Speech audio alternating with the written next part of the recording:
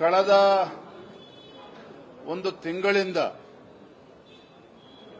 ಧರ್ಮಸ್ಥಳದ ವಿಚಾರದಲ್ಲಿ ಯಾವ ಬೆಳವಣಿಗೆಗಳು ಆಗಿದ್ದಾವೆ ತಮಗೆಲ್ಲ ಗೊತ್ತಿರತಕ್ಕಂಥ ವಿಚಾರ. ಭಾರತೀಯ ಜನತಾ ಪಾರ್ಟಿ ನಮ್ಮ ನಿಲುವು ಸ್ಪಷ್ಟವಾಗಿದೆ. ಏನು ರಾಜ್ಯ ಸರ್ಕಾರ ಧರ್ಮಸ್ಥಳದ ವಿಚಾರದಲ್ಲಿ ಸಮಗ್ರವಾಗಿ ತನಿಖೆ ಆಗಬೇಕು ಅಂತ ಹೇಳಿ ಎಸ್ಐಟಿಯನ್ನ ಘಟನೆ ಮಾಡಿದಾಗ ಎಸ್ಐಟಿಯನ್ನ ಘೋಷಣೆ ಮಾಡಿದಾಗ ಭಾರತೀಯ ಜನತಾ ಪಾರ್ಟಿ ಅದನ್ನು ಸ್ವಾಗತ ಮಾಡಿದ್ವಿ. ಏನು ಈ ವಿಚಾರದಲ್ಲಿ ಸಮಗ್ರವಾಗಿ ತನಿಖೆ ಆಗಬೇಕು, ಪಾರದರ್ಶಕವಾಗಿ ತನಿಖೆ ಆಗಬೇಕು, ಸತ್ಯಾಂಶ ಹೊರಗೆ ಬರಬೇಕು ಅಂತ ಹೇಳಿ ರಾಜ್ಯ ಸರ್ಕಾರದ ಈ ನಿರ್ಧಾರಕ್ಕೆ ನಾವು ಸಂಪೂರ್ಣವಾಗಿ ಬೆಂಬಲವನ್ನು ನೀಡಿದ್ವಿ. ಇವತ್ತು ಕೂಡ ಅದರಿಂದ ನಾವು ಹಿಂಸರಿದಿಲ್ಲ. ಆದರೆ ತನಿಖೆಯ ಸಂದರ್ಭದಲ್ಲಿ ಯಾವ ರೀತಿ ನಿರಂತರವಾಗಿ ಸಾಮಾಜಿಕ ಜಾಲತಾಣಗಳಲ್ಲಿ ಅಪಪ್ರಚಾರಗಳು ನಿರಂತರವಾಗಿ ನಡ್ಕೊಂಡು ಬಂದಿದೆ, ಯಾವುದೇ ಅಪಪ್ರಚಾರವನ್ನ ನಿಲ್ಲಿಸತಕ್ಕಂತ, ತಡಿತಕ್ಕಂತ, ಕಟ್ಟಿ ಹಾಕ್ತಕ್ಕಂತ ಕೆಲಸ ರಾಜ್ಯ ಸರ್ಕಾರ ಮಾಡಲಿಲ್ಲ, ಪೊಲೀಸ್ ಇಲಾಖೆ ಮಾಡಲಿಲ್ಲ. ರಾಜ್ಯ ಸರ್ಕಾರ ಅಥವಾ ಪೊಲೀಸ್ ಇಲಾಖೆಗೆ ಬೇರೆ ಬೇರೆ ಸಂದರ್ಭದಲ್ಲಿ 24 ಗಂಟೆಯಲ್ಲಿ ಎಫ್ಐಆರ್ ಅನ್ನು ರಿಜಿಸ್ಟರ್ ಮಾಡತಕ್ಕಂತ ಕೆಲಸ ಮಾಡ್ತಾರೆ. ನಮ್ಮ ದಕ್ಷಿಣ ಕನ್ನಡದಲ್ಲಿ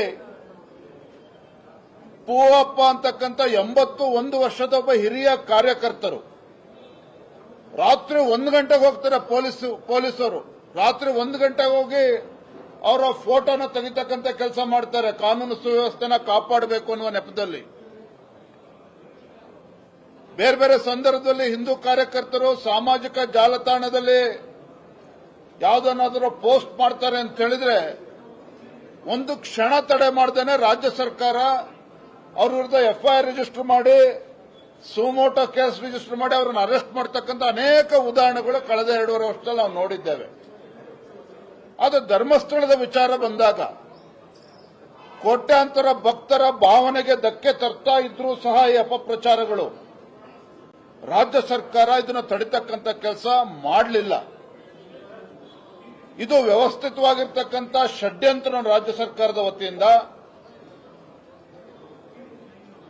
ಈ ಅಪಪ್ರಚಾರಗಳನ್ನು ತಡಿಬೇಕು ಅಂತಕ್ಕಂಥ ಇಚ್ಛಾಶಕ್ತಿ ರಾಜ್ಯ ಸರ್ಕಾರಕ್ಕೆ ಇರಲಿಲ್ವೋ, ಅಥವಾ ರಾಜ್ಯ ಸರ್ಕಾರವೇ ಎಲ್ಲೊಂದ್ ಕಡೆ ಈ ಅಪಪ್ರಚಾರಕ್ಕೆ ಕುಮ್ಮಕ್ಕನ್ನು ಕೂಡ ನೀಡುತ್ತಾ ಇದೆಯೋ, ಇವೆಲ್ಲ ಗುಮಾನಿಗಳು ಇವತ್ತು ರಾಜ್ಯಾದ್ಯಂತ ಅಥವಾ ರಾಜ್ಯದ ಅಸಂಖ್ಯಾತ ಭಕ್ತರಲ್ಲಿ ಇವತ್ತು ಚರ್ಚೆ ಆಗ್ತಾ ಇದೆ.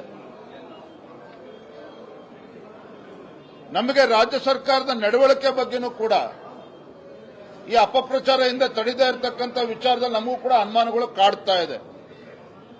ದಿನೇಶ್ ಗುಂಡೂರಾವ್ ಅವರೇನೇ ಹೇಳಿಕೆ ನೀಡಿದ್ದಾರೆ, ಡಿ.ಕೆ. ಶಿವಕುಮಾರ್ ಅವರು ಯಾವ ರೀತಿ ಹೇಳಿಕೆಗಳನ್ನು ಕೊಟ್ಟಿದ್ದಾರೆ, ಷಡ್ಯಂತ್ರ ಅನ್ನೋ ವಿಚಾರದಲ್ಲಿ ಇವೆಲ್ಲವೂ ಕೂಡ ನಿಮಗೆ ಗೊತ್ತಿದೆ. ಎಲ್ಲದರ ನಡುವೆನೂ ಕೂಡ ಇವತ್ತಿಗೂ ಕೂಡ ಯಾವ ದುಷ್ಟ ಶಕ್ತಿಗಳು ಈ ಷಡ್ಯಂತ್ರದ ಹಿಂದೆ ಕೆಲಸ ಮಾಡ್ತಾ ಇದೆ, ಯಾವ ಸಂಘಟನೆಗಳು ಇದರಿಗೆ ಶಕ್ತಿ ತುಂಬುವಂತ ಕೆಲಸ ಮಾಡ್ತಾ ಇದ್ದಾವೆ, ಇದನ್ನ ಬಲಿ ಹಾಕ್ತಕ್ಕಂಥ ಕೆಲಸಕ್ಕೂ ರಾಜ್ಯ ಸರ್ಕಾರ ಮಾಡದೇ ಇರತಕ್ಕಂಥ ಸಂದರ್ಭದಲ್ಲಿ ಭಾರತೀಯ ಜನತಾ ಪಾರ್ಟಿ ನಾವಿವತ್ತು ನಿರ್ಧಾರ ಮಾಡಿದ್ದೇವೆ. ರಾಜ್ಯದ ಎಲ್ಲ ವಿಧಾನಸಭಾ ಕ್ಷೇತ್ರಗಳಲ್ಲಿ ಮುಂದಿನ ಒಂದು ವಾರ ಎಲ್ಲ ವಿಧಾನಸಭಾ ಕ್ಷೇತ್ರಗಳಲ್ಲಿ ಈ ರಾಜ್ಯ ಸರ್ಕಾರದ ಧೋರಣೆಯ ವಿರುದ್ಧ ಹೋರಾಟವನ್ನು ಮಾಡಬೇಕು, ಪ್ರತಿಭಟನೆಯನ್ನು ಮಾಡಬೇಕು. ನಮ್ಮ ಬೇಡಿಕೆ ಯಾವ ಷಡ್ಯಂತ್ರಗಳಿದ್ದಾವೆ, ಕುತಂತ್ರಗಳಿದ್ದಾರೆ, ಇದನ್ನ ಬಲಿ ಹಾಕ್ತಕ್ಕಂಥ ಕೆಲಸ ರಾಜ್ಯ ಸರ್ಕಾರ ಮಾಡಬೇಕು. ಇಂಥ ದುಷ್ಟಶಕ್ತಿಗಳ ವಿರುದ್ಧನೂ ಕೂಡ ಕೇಸನ್ನು ರಿಜಿಸ್ಟರ್ ಮಾಡಿ ಅವ್ರ ಮೇಲೆ ಬಿಗಿಯಾಗಿರ್ತಕ್ಕಂಥ ಒಂದು ಕ್ರಮವನ್ನು ತೆಗೆದುಕೊಳ್ಬೇಕು, ಶಿಕ್ಷೆ ಆಗಬೇಕು. ಹಾಗಾಗಿ ಭಾರತೀಯ ಜನತಾ ಪಾರ್ಟಿ ಹೋರಾಟವನ್ನು ಮಾಡ್ತೇವೆ. ಪ್ರತಿ ವಿಧಾನಸಭಾ ಕ್ಷೇತ್ರದಲ್ಲೂ ಕೂಡ ನಾವು ಹೋರಾಟವನ್ನು ಮಾಡ್ತೇವೆ. ಧರ್ಮದ ಉಳಿವಿಗಾಗಿ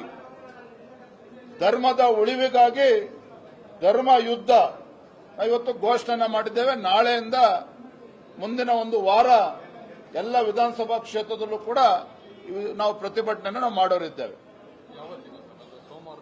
ನಾಳೆಯಿಂದನೇ ಪ್ರಾರಂಭ ಆಗ್ತದೆ. ನಾವು ಮೊನ್ನೆನೇ ಎಲ್ಲ ನಮ್ಮ ಜಿಲ್ಲೆಯ ಅಧ್ಯಕ್ಷರುಗಳು, ಪಕ್ಷದ ಎಲ್ಲ ಹಿರಿಯ ಪದಾಧಿಕಾರಿಗಳ ಜೊತೆ ಚರ್ಚೆನೂ ಕೂಡ ಮಾಡಿದ್ದೇವೆ.